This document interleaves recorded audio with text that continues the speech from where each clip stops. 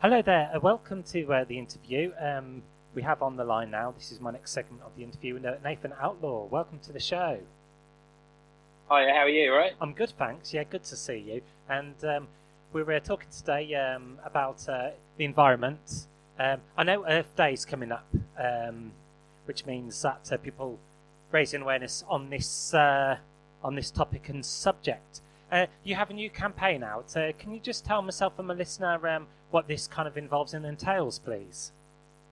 Yeah, sure. It's a campaign that I'm doing with Estrella Damm, the beer company, and basically it's sort of to launch a short film that's called Lovers that just showcases the divers and the marine biologists that are doing a great job within the oceans in the Mediterranean.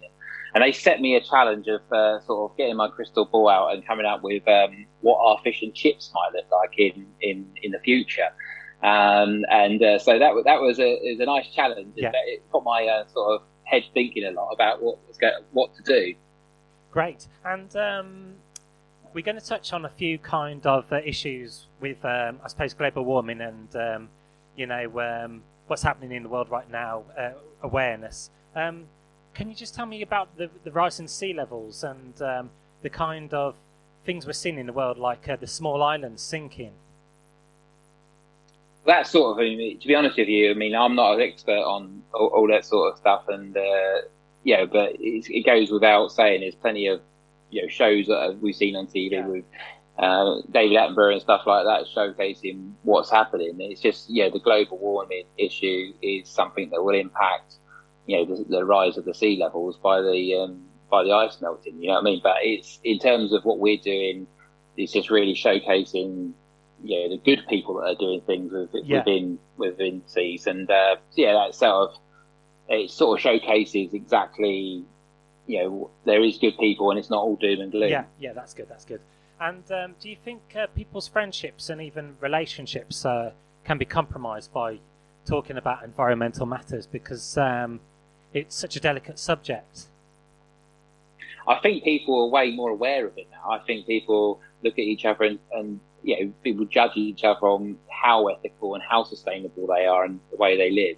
For me personally, it's the children that put me under pressure. My children will tell me when I'm doing something wrong that's not environmentally friendly or not right, because I come from an era when you didn't. People didn't think about things like that. I'm in my 40s, whereas kids now, it's taught to them at school, and they're really much more aware of it. So I think going forward, if the kids have got that sort of mindset, things are looking good. But for me, it's about highlighting right now what's wrong and what we can do about it. Yeah, and mention children as well. Now's the time to educate our young ones about the world, because they were the ones who, I guess, will inherit it after us. Yeah, I mean that's a big thing. I mean, from a seafood point of view, and from like the things that Estrella Damm are trying to highlight, is putting it at the forefront, and sort of for our children and for our children's children to enjoy the sea and everything that comes from it in the future. That's really what environmental issues are all about. The more we talk about them, hopefully the more we'll get a chance of sorting them out. And can we talk a bit about recycling as well? What are your thoughts on recycling? People spend hours kind of filtering out their recycling. And I need to find like a small percentage actually gets reused.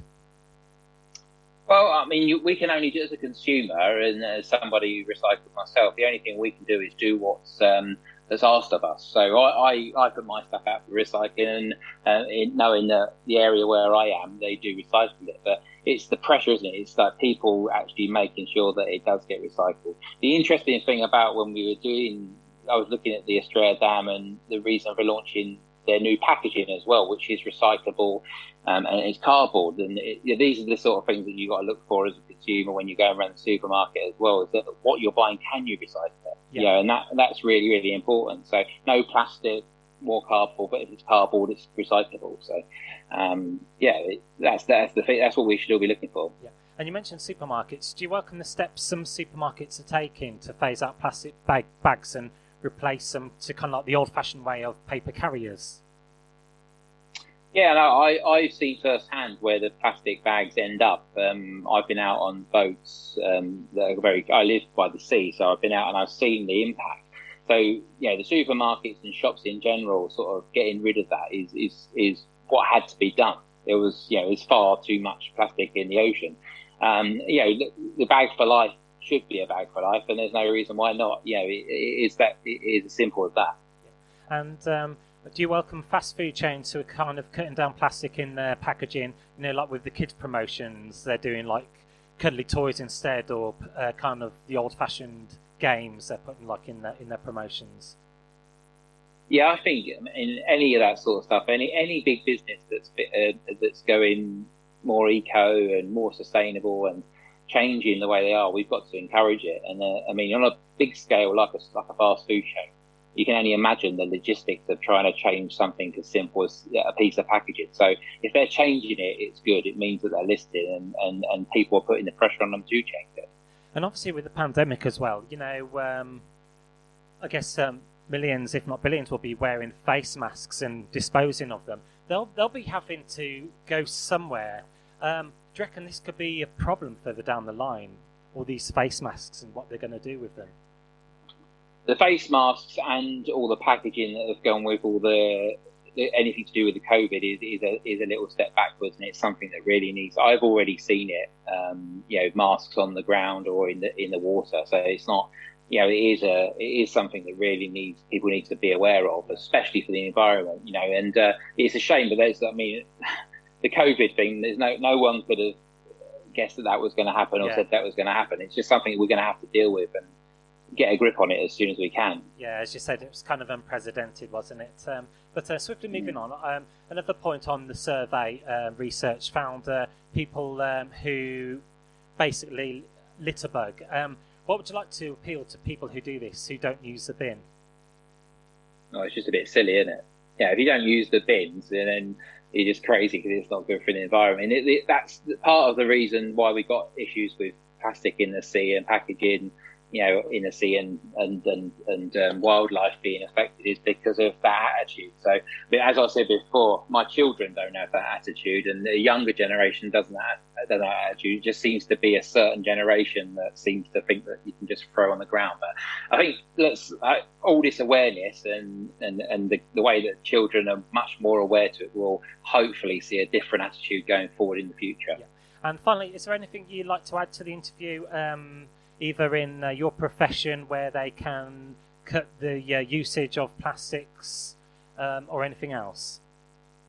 Well, I think at home, if you're cooking in a kitchen, in terms of ingredients and being sustainable, the best thing is to buy local where you can, and also to not waste stuff. So if you're try to buy a whole chicken or a whole fish opposed to buying chicken breasts and stuff, because you can get more meals out of it. I know it takes a little bit more work, but with what's happened with COVID, I think people are a bit more skilled at home with cooking now. So that's one thing to look at is try not recycle. Right, recycling's great, but upcycling's even better. Use things again. Try and use them for more than once, or even give them to people that they can use them in a different way.